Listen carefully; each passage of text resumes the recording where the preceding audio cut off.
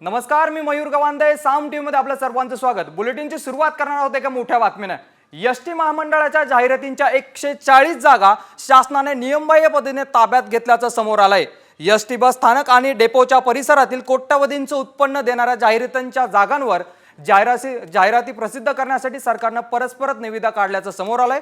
महामंडळ संचालक महामंडळाच्या परवानगीशिवाय भूखंडाबाबत सरकारला निर्णय घेण्याचा अधिकार नसल्याचा नियम आहे. मात्र नियम पायदळी तुडवून सरकारने एसटीच्या जाहिरातीच्या जागा हडप केल्याचे पुरावे साम टीव्हीच्या हाती लागलेत. या संदर्भात अधिक माहिती देतात आमचे प्रतिनिधी भरत मोहोळकर. भरत. नक्कीच मयूर, आपण जर पाहिलं तर ज्या पद्धतीने एसटी महामंडळाच्या जे भूखंड होते 12-12.5 हेक्टर त्यावरती सुद्धा एसटी महामंडळाकडून राज्य सरकार त्यावरती सुद्धा ताबा आणि त्यावरती खासगीकरण करण्याचा त्याचा प्रयत्न सुरू असतानाच आता आणखी एक महत्त्वाची बातमी आपल्या हाती आली आहे की एसटी महामंडळाच्या 140 जागांवरती आता राज्य सरकारकडून एक ताबा मारण्याचा आणि डल्ला मारण्याचा प्रयत्न सुरू असल्याची माहिती समोर आली आहे. यामध्ये महत्त्वाची गोष्ट म्हणजे एसटी महामंडळाच्या जागा जर राज्य सरकारला हस्तांतरित करायच्या असतील किंवा त्यावरती जाहिराती प्रदर्शित करायच्या असतील, त्यावरती निविदा काढायच्या असतील तर त्या जागांसाठी एसटी महामंडळाची आणि संचालक मंडळाची परवानगी घेणं आवश्यक असतं. मात्र हे सगळे नियम पायदळी तुडवून आता एसटी महामंडळाच्या जागांवरती राज्य सरकार ताबा मारण्याचा प्रयत्न करत असल्याचं समोर आलेलं आहे. नक्कीच भरत, धन्यवाद दिलेल्या सविस्तर माहितीबद्दल. तर आपण बघतोय नियम डावलून 140 जागांवर शासनाने निविदा काढलेली आहे. एसटीच्या जागांवर शासनाचा डल्ला आपल्याला बघायला मिळतोय. वळत पुढच्या एका मोठ्या बातमीकडे. गुंड गजा मारणेला 3 मार्च पर्यंत पोलीस कोठडी सुनावण्यात आली आहे. केंद्रीय मंत्री मुरलीधर मोहोळ यांच्या कार्यकर्त्यांना मारहाण प्रकरणी मारण्याची कोठडीत रवानगी करण्यात आली आहे. मोहोळ यांच्या कार्यकर्ता देवेंद्र जोग याला गुंड गजा मारण्याच्या टोळीतील काही लोकांकडून मारहाण करण्यात आली होती आणि या मारहाण करणाऱ्यांपैकी 3घांना पोलिसांनी यापूर्वीच अटक देखील केली होती. यानंतर गुंड गजा उर्फ गजानन मारणे याला देखील पोलिसांनी सोमवारी अटक केली. अटक करण्यात आलेल्यांवर मकोका अंतर्गत कारवाई करण्यात आल्याची माहिती पोलिसांनी दिली आहे.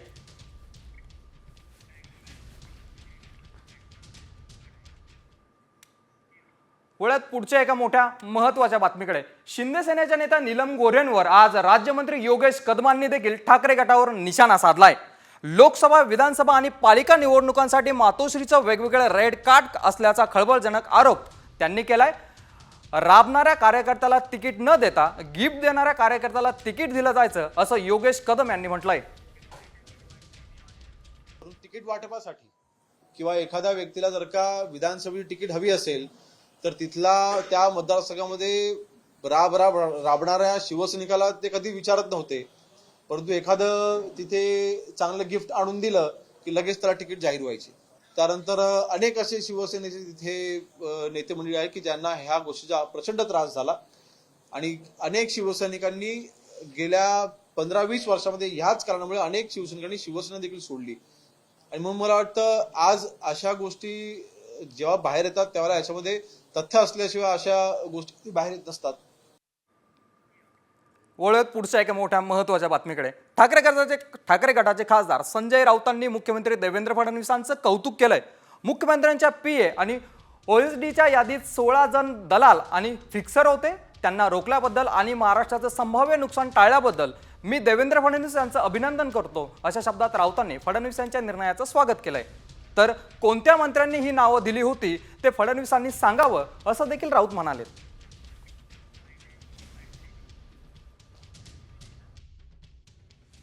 मी कॅबिनेटमध्ये स्पष्टपणे सांगितलं होतं, तुम्हाला पाहिजे ती नावं पाठवा, पण त्या नावांमध्ये ज्यांची नावं फिक्सर म्हणून, ज्यांची नावं चुकीच्या कामामध्ये इन्व्हॉल्ड आहेत त्यांना मी मान्यता देणार नाही. आत्तापर्यंत माझ्याकडे 125च्या जवळपास नावं आली, त्यातली 109 नावं मी क्लिअर केलेली आहेत. उर्वरित नावं मी क्लिअर केली नाहीत, कारण कुठल्या ना कुठला आरोप त्यांच्यावर आहे, कुठली ना कुठली चौकशी चाललेली आहे किंवा मंत्रालयामध्ये त्यांच्याबद्दल परसेप्शन हे फिक्सरचं आहे. कोणी नाराज झालं तरीही मी अशाला मान्यता देणार नाही.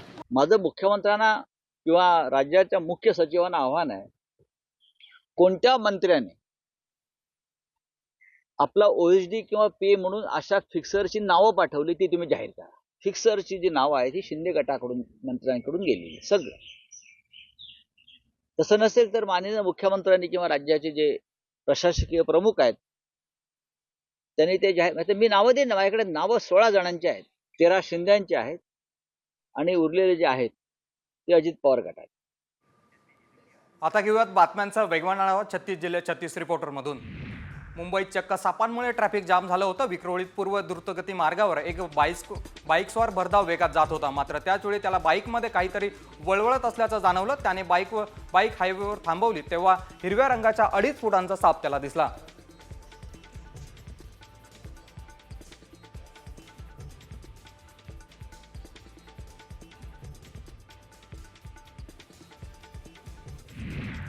उल्हासनगरमध्ये खड्ड्यांमुळे एका तरुण डॉक्टरचा बळी गेलाय. 28 वर्षाचे डॉक्टर हनुमंत डोईफोडे बाईकवरून जात होते. त्याचवेळी रस्त्यावरील खड्ड्यांमुळे त्यांची गाडी स्लिप होऊन अपघात झाला. त्यांना कल्याणच्या रुग्णालयात उपचारासाठी दाखल करण्यात आलं. मात्र अति रक्तस्राव आणि फुफ्फुसाला मार लागल्याने त्यांचा मृत्यू झालाय.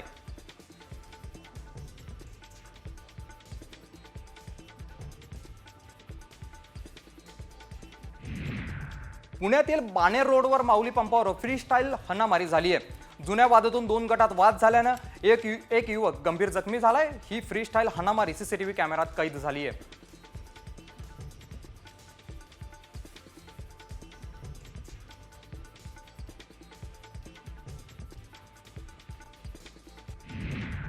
अकोल्यात एका मालवाहू वाहनासह ट्रॅक्टरमधील शेतमजुरांचा जीवघेणा प्रवास करतानाचा व्हिडिओ आता समोर आलाय. ठिकठिकाणी रस्त्यांवरील खड्ड्यांची समस्या चिंतेचा विषय बनला असतानाच आता अकोल्यात प्रमुख रस्त्यावर शेतमजुरांचा हा जीवघेणा प्रवास सुरू आहे.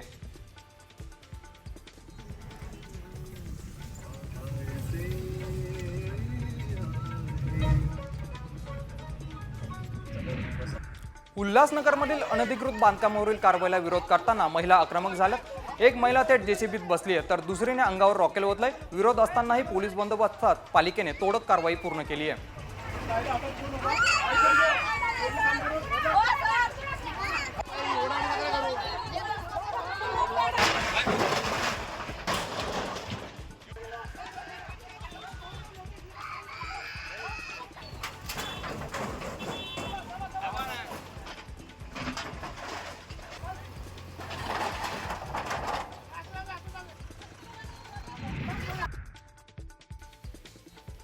आग ओकतोय. राज्यात ठाणे, पालघर, मुंबई, रायगड, रत्नागिरी या जिल्ह्यांना आज उष्णतेच्या लाटेचा इशारा देण्यात आलाय. राज्यातल्या अनेक भागांमध्ये पारा 38 अंशांच्या वर गेल्यानं वैशाख वणव्याची धग जाणवते. तेव्हा नागरिकांनी उन्हापासून योग्य ती काळजी घेण्याचा सल्ला देण्यात आलाय.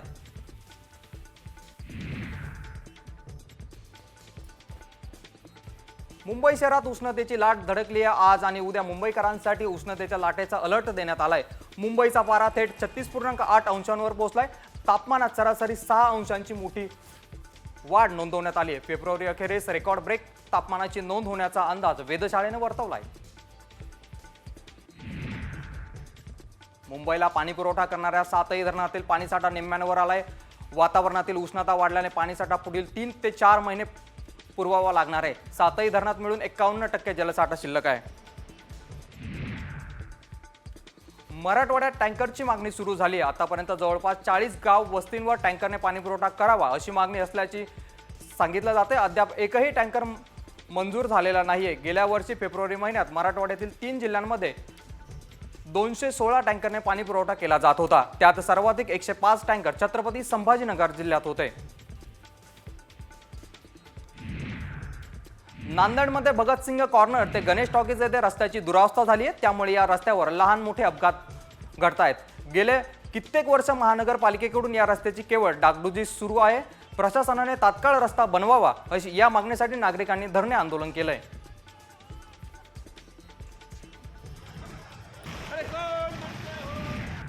बुलढाण्यात जानेफळ गावात प्रवासी निवारा नसल्याने प्रवासी विद्यार्थ्यांची गैरसोय होते. याबाबत कित्येक वेळा संबंधित विभागाला निवेदने दिलीत, मात्र त्याकडे पूर्णतः दुर्लक्ष केलं जात आहे असं प्रवाशांनी सांगितलंय.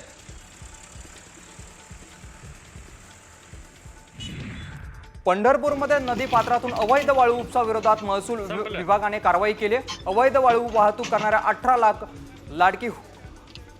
लाकडी होड्यांवर कारवाई करण्यात आली आहे. त्या होड्या कटर आणि जेसीबीच्या सहाय्याने नष्ट केल्यात.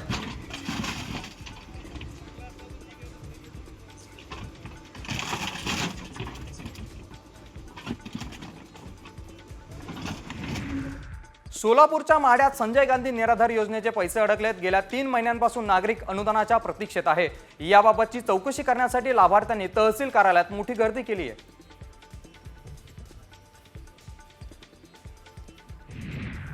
छत्रपती संभाजीनगरच्या सर्व पोलीस ठाण्यात आता सायबर गुन्ह्यांसाठी स्वतंत्र डेस्क असणार आहे. सायबर गुन्ह्यांची संख्या वाढत असल्याने जलद तपासासाठी 16 पोलीस ठाण्यांमध्ये अशा तक्रारींची स्वतंत्र डेस्क सुरू करण्याचा निर्णय घेण्यात आलाय.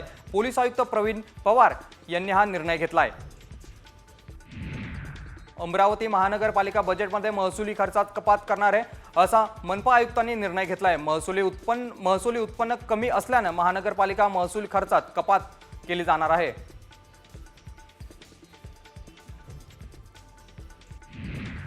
जळगाव ही सुवर्णनगरी म्हणून ओळखली जाते, मात्र आता फळांचे गाव अशी ओळख व्हावी यासाठी महानगरपालिकेने पुढाकार घेतलाय. महानगरपालिकेमार्फत केल्या जाणाऱ्या कामाच्या करारनाम्यात फळांची झाडं लावणं बंधनकारक केलं जाणार आहे. जुन्नर वन परिक्षेत्रात बिबट्या फिरण्याचं प्रमाण वाढलंय, मात्र आता बिबट्या आला की AI तंत्रज्ञान कार्यरत होणार आहे. हे तंत्रज्ञान इंटरनेट विरहित असून कॅमेराच्या 40 मीटर परिक्षेत्रातून बिबट्या गेल्यास 120 डेसिबल्स हा सायरन वाजणार आहे.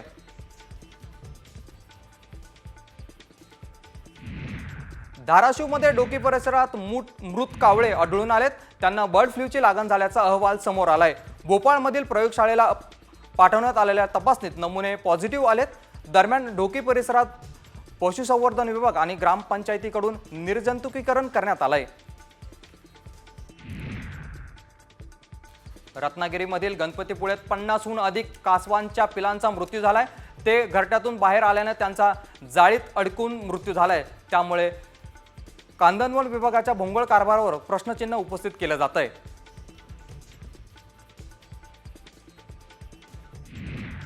यवतमाळच्या पांढरकवडा वन विभागात वाघिणीच्या गळ्यात तारेचा फास अडकल्याची घटना घडली आहे. एका पाठोपाठ वाघिणीच्या गळ्यात तारेचा फास अडकल्याच्या घटना घडल्यात, तर या भागात शिकारी टोळ्या सक्रिय असल्याची शंका वर्तवली जाते. नंदुरबार जिल्ह्यातील शहादामध्ये भटक्या कुत्र्यांनी 9 वर्षीय मुलीवर हल्ला केलाय. त्यात ती गंभीर जखमी देखील झाली आहे. दरम्यान स्थानिक नागरिकांनी वेळीच धाव घेतल्यानं मोठा अनर्थ टळलाय. या पार्श्वभूमीवर भटक्या कुत्र्यांचा बंदोबस्त करण्याची मागणी नागरिकांकडून केली जाते. जळगावमधील सावखेडा सिम गावात गुरांच्या गोठ्याला अचानक आग लागली होती. गावकऱ्यांनी आग आटोक्यात आणण्याचा प्रयत्न केला. दरम्यान अग्निशमन दलाने आग आटोक्यात आणली आहे. आगीत शेतकऱ्याचं 2.5 लाखांचं नुकसान झालंय.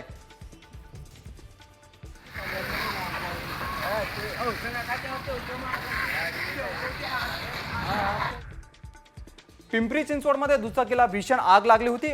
आगीत दुचाकी जळून खाक झाली आहे. रस्त्यावर पडलेल्या एका खड्ड्यात आपटून दुचाकीला आग लागली. दुचाकी स्वराला समजतात त्याने गाडी बाजूला थांबवल्यामुळे त्याचा जीव वाचलाय.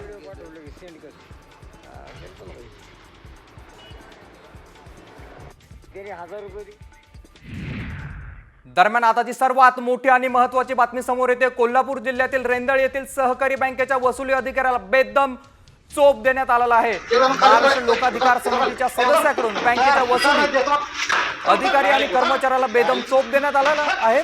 वसुली अधिकारी आणि कर्मचाऱ्याला बेदम चोप देतानाचा व्हिडिओ आता व्हायरल झालेला आहे. काही दिवसांपूर्वी कर्जाची वसुलीसाठी आलेल्यांना हा चोप देण्यात आलेला आहे. कोल्हापूर महाराष्ट्र लोकाधिकार समितीच्या सदस्याकडून हा चोप देण्यात आलेला आहे. कोल्हापूर जिल्ह्यातील रेंदाळ गावातील ही घटना आहे. बँकेच्या वसुली अधिकाऱ्यांना चोप देण्यात आलेला आहे.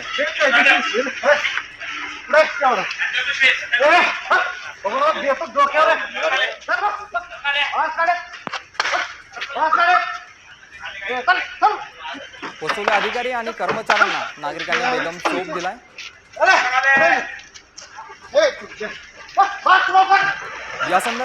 या संदर्भात अधिक माहिती देतात आमचे प्रतिनिधी रणजित माझगावकर. रणजित, बँकेच्या वसुली अधिकाऱ्यांना चोप देण्यात आलेला आहे, काय अधिक माहिती?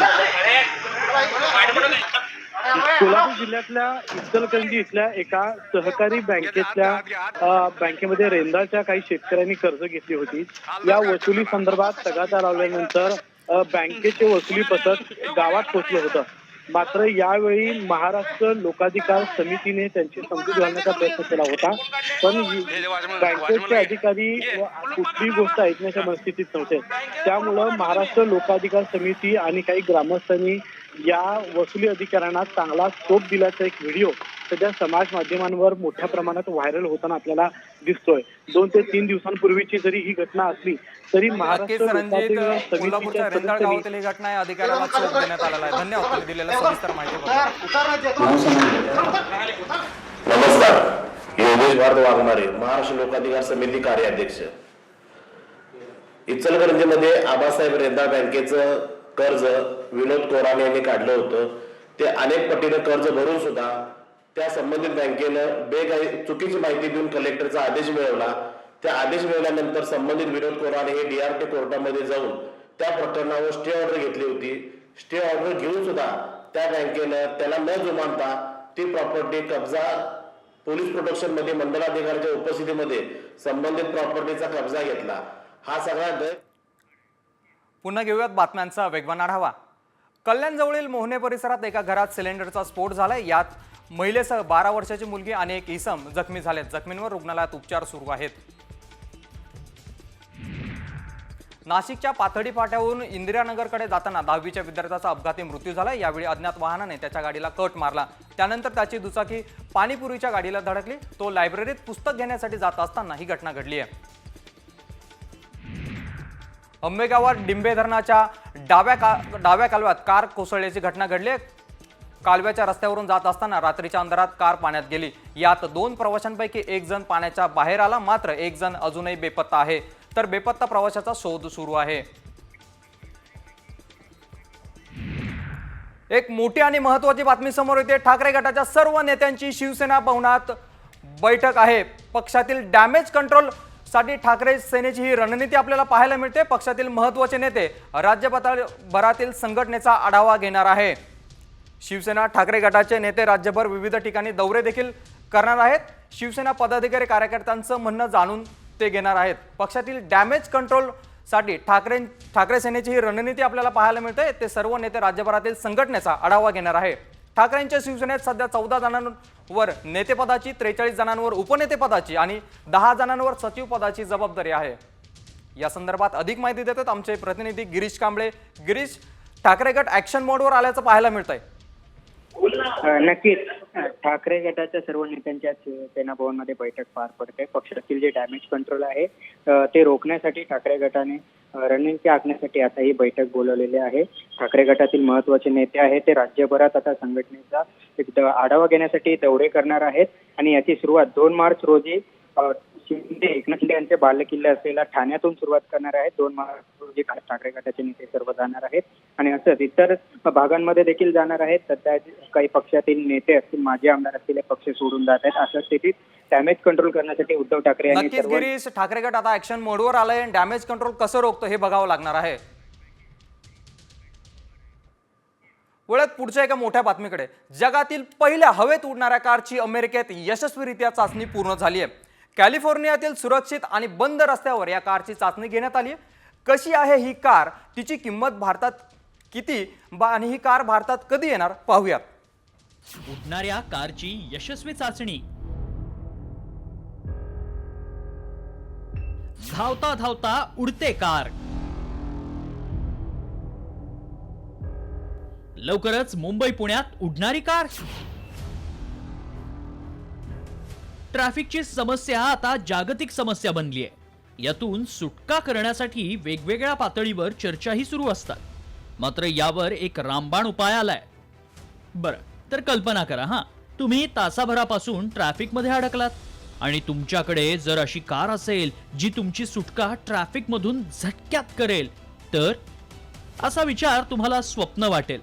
मात्र हे सत्यात उतरलंय, तेही अमेरिकेतील एका ऑटो कंपनीमुळे. अमेरिकेची कार कंपनी अलेफ एरोनॉटिक्स कंपनीनं आकाशात उडणाऱ्या कारचा पहिला व्हिडिओ जारी केलाय. ही कार जेम्स बॉन्डच्या कारप्रमाणे फॅन्टसी वाटते. या कारची वैशिष्ट्य काय आहेत पाहूया. कार हवेत 177 किलोमीटर वेगानं उडते. रस्त्यावरती 300 किलोमीटर वेगानं धावते. कारमध्ये ऑटो पायलट सुविधा आहे. कारची किंमत 2.5 कोटी रुपये. 12,500 रुपयांमध्ये कारचं बुकिंगही करता येईल. 1 किंवा 2 जण कारमध्ये बसू शकतात. कारला शहरात चालवण्यासाठी खरं तर रनवेची गरज नाही. यासाठी व्हर्टिकल टेकऑफची सुविधा देण्यात आली आहे. लॉन्च होण्यापूर्वीच कारचं बुकिंग सुरू झालंय आणि आतापर्यंत 3,000हून अधिक बुकिंग झाल्याचा दावा कंपनीनं केलाय. मात्र भारतात आणि तेही मुंबई पुण्यासारख्या शहरात कशी आणि कुठे चालवायची ही कार हा प्रश्नच आहे. त्यासाठी कंपनीला पुण्या मुंबईत स्वतंत्र रिसर्च करावा लागू शकतो. त्यामुळे मुंबई पुणेकरांना आणखी थोडी वर्ष तरी वाट पाहावी लागेल. ब्युरो रिपोर्ट, साम टीव्ही.